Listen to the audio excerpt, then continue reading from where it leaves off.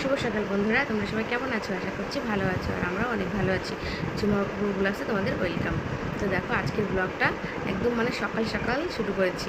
তো দেখো, একদম মশারির মধ্যে থেকে, এখনও মশারি থেকে বেরাইনি, একদম মশারির মধ্যে থেকে সকাল সকাল ভিডিওটা এখান থেকে স্টার্ট করছি। সোনা যে এখনও ঘুমোচ্ছে, তো এই দেখো সোনা ঘুমোচ্ছে। তো সোনা ঘুমোচ্ছে। তো আর আমি এই ফাঁকে এখন টুকটাক অনেক কাজ আছে, ঘর ঝাড় দেওয়া, আর ওর কাঁথা টাথা ধোয়া আছে, যে কাপড় চোপড়, তো টুকটাক যে কাজগুলো আছে সেই কাজগুলো সেরে নেব। আর সারাদিন কি করব না করব সবটাই তোমাদের সঙ্গে শেয়ার করব। তোমরা প্লিজ আমার সঙ্গে থেকো, তা অবশ্যই ভালো লাগবে তোমাদের এই ভিডিওটা। তো আর চেষ্টাও করবো যাতে তোমাদের ভালো লাগে ভিডিওটা। সকাল সকাল কথা বলছি, কথাগুলো যেন কেমন হয়ে যাচ্ছে, ঘুম থেকে উঠেছি। তো এখন নিজেও ফ্রেশ হবো, ফ্রেশ একটু পরে হবো, আগে কাজগুলো করে নেবো তাড়াতাড়ি করে, তারপর ফ্রেশ হবো। আর আজকে যেহেতু শ্রাবণ মাসের 1 তারিখ, তোমাদের মনে আছে কি না জানি না, এই দিন আমাদের বাড়িতে একটা ছোট্ট পুজো হয়। এর এর 1 বছর আগেও আমি এই ভিডিওটা করেছিলাম, শ্রাবণ মাসের 1 তারিখে আমাদের বাড়ির এই পুজোটা। আর সেই দিনটা আজকে আবার চলে এসছে। তো চলো, আরও অনেক কাজ আছে, কি করি না করি সবটাই তোমাদের সঙ্গে শেয়ার করবো। তো চলো, সঙ্গে থাকো। তো দেখো, স্নান টান রেডি হয়ে গেছে, মাথাটা একটু ঘষেছি। সব কাজ সকাল সকাল, আমার তো কাজ, সেই কাজ করি, ওকে নিয়েই আমার সময় কেটে যায়। দিদির যে হাতে হাতে কিছু কাজ গুছিয়ে দেবো, কিছুই করতে পারি না। দিদির কাজ করছে, আর আমি ওকে নিয়েই এইসব করতে করতে সময় চলে গেল। আর তখন দাদাভাই থাকতে থাকতে মাথাটা ঘষে ফেললাম, তো কাজে বেরিয়ে গেল। আর আরেকটা কথা, পুজো তো আজকে আমাদের বাড়িতে হবেই, কিন্তু এবার আমি পুজোয় বুঝতে পারছি না, দিদি একাই বসবে। প্রতি বছর তো আমি আর দিদি মিলে করি, আগেরবারও করেছিলাম, কিন্তু এবার আর হচ্ছে না পুজোটা, আমি বুঝতে পারছি না। তো কী আর করবো, চলো তবুও তোমাদেরকে দেখাবো পুজোটা আমাদের বাড়িতে হয়। এটা তো হবেই, প্রতি বছর হবে, তো তোমাদেরকে দেখাবো। আরও একটা জিনিস আছে, সকাল সকাল স্নান করার কারণও আছে। আজকে আমার মাম্মাম সোনার আবার আজকে ভ্যাকসিন। তো ওর 5 মাস চলছে, 5 মাসে পড়েছে, তো সেই ভ্যাকসিনটাই দিতে যাব। আর আর কষ্টটা কম হবে। আর 9 মাসে গিয়ে ভ্যাকসিন, এইটা নিলে ওই কটা দিন একটু ভালো থাকবে। তো চলো, যাই হোক, 12টা 12:30টার মধ্যে যে মাসির সঙ্গে যোগাযোগে থাকি আমরা, আশা মাসি, তো উনি ফোন করেছিল, বলেছিল 12:30টার মধ্যে আসতে। তো বেশি দূর না, বাড়ি থেকে হয়তো 10 মিনিট লাগবে। তো চলো, দিদি পুজোটা দিয়ে নিই তাড়াতাড়ি করে, আর আমি তারপর খাওয়া দাওয়া করে বেরোবো, ঠিক আছে? ও এখন ঘুমোচ্ছে, ওকে ঘুম পাড়িয়ে দিলাম। তো চলো, সঙ্গে থেকো। তো এই দেখো, দিদি পুজো করতে বসে গেছে, অনেকটা সময় লাগে, তো আরও আমরা এক জায়গায় যাব, তো ওই জন্য তাড়াতাড়ি করে পুজোটা করছে, আর খুব নিখুঁতভাবে করতে হয়। আর দিদি ও হরিচাঁদ ঠাকুর আর শান্তিমাতার ফটোতে মালা পরাবে, তো সেই মালাটাই উনি বানাচ্ছে।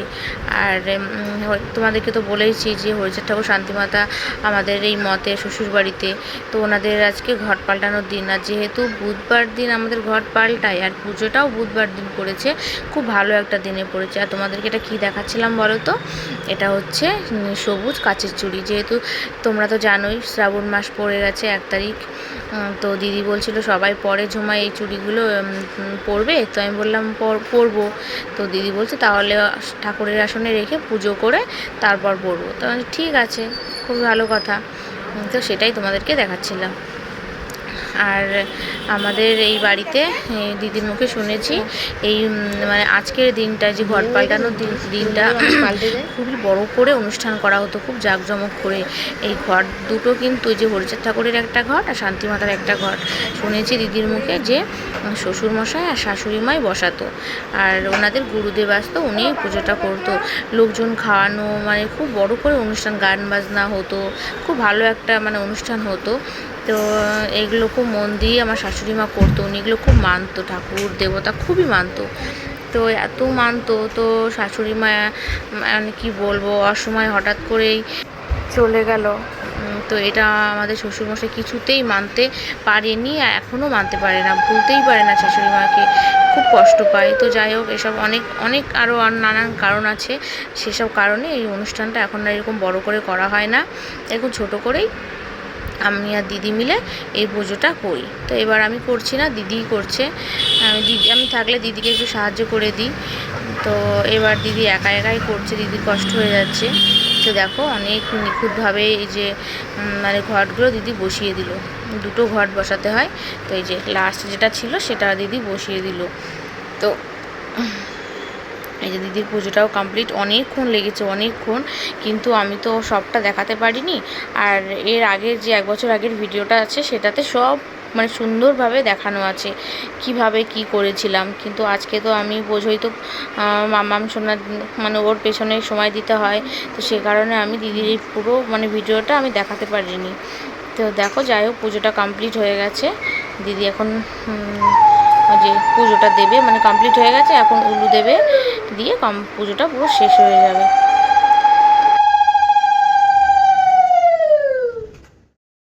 এদিকে দেখো, খুব তাড়াহুড়ো করে বেরিয়েছি।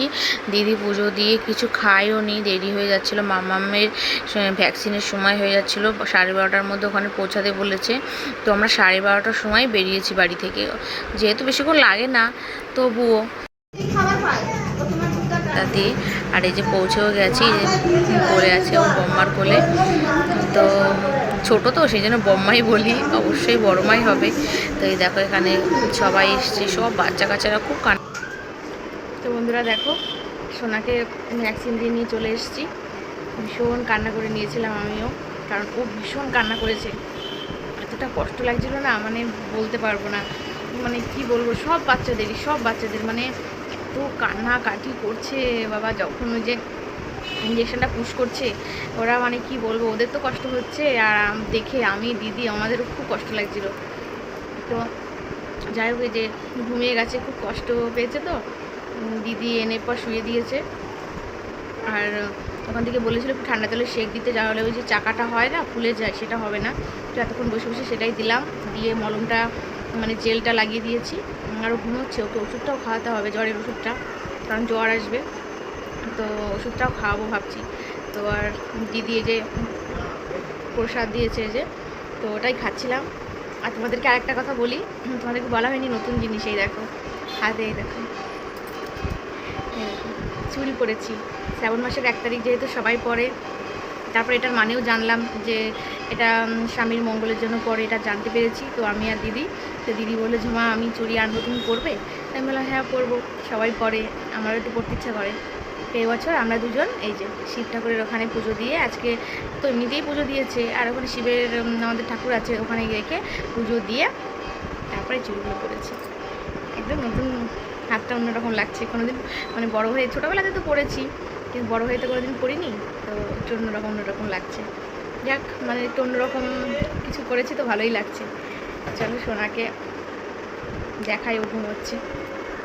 দেখো এখানে সুই ফুটিয়েছে, ওই পায়ে ফুটিয়েছে, ওই হাতে ফুটিয়েছে, মানে বেচারি একদম কষ্টের আর শেষ নেই, খুব কষ্ট পেয়েছে, খুব কষ্ট।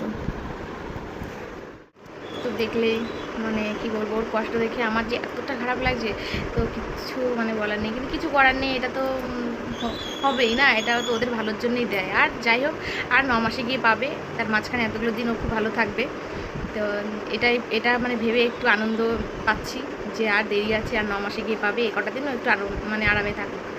তো চলো আর বেশি মানে বক করবো না, ভালো লাগছে না, মনটাও খুব খারাপ। তারপর হেঁটে এসে কষ্ট হয়ে গেছে, আমি কিন্তু ওকে কোলে নিইনি, দিদি নিয়ে গেছে, দিদি নিয়ে এসে, কিন্তু যে মোটা হয়ে গেছে না, আমি মানে একটু হাঁটতে পারি না, খুব কষ্ট হয়ে যায়। আর তারপর আমি আর ভিডিওটা কন্টিনিউ করতে পারবো না, বুঝতেই তো পারছো ওর অবস্থাটা, এখন ওর পাশে আমার সবসময় থাকতে হবে। ও হয় যে নড়াচড়া করছে, উঠে যাবে কি। তো বাবা এসেছিলো একটা ইম্পর্টেন্ট কথা বলতে, তো সেই জন্য ক্যামেরাটা বন্ধ করে দিয়েছিলাম। তো যাই হোক, আমি আর ভিডিওটা কন্টিনিউ করতে পারবো না, কারণ সোনা উঠে যাবে যখন তখন, ওর তো এখন মানে কি বলবো, আর উঠলে খুব কান্নাকাটি করবে। তো সেই জন্য আমার ভিডিওটা এই পর্যন্তই। তোমরা সবাই খুব ভালো থেকো, সুস্থ থেকো, আর ভিডিওটা ভালো লাগলে অবশ্যই একটা লাইক কমেন্ট করে দিও, লাইক কমেন্ট করে দিও। আর তোমরা একটু আশীর্বাদ করো আমার সোনার যেন বেশি ব্যথা হয় না, বেশি একটা কষ্ট পায় না, আমার খুব মনটা খারাপ আজকে আমার সোনার জন্য। তো যাই হোক, তোমরা সবাই খুব ভালো থেকো। তো বাই বাই, টাটা।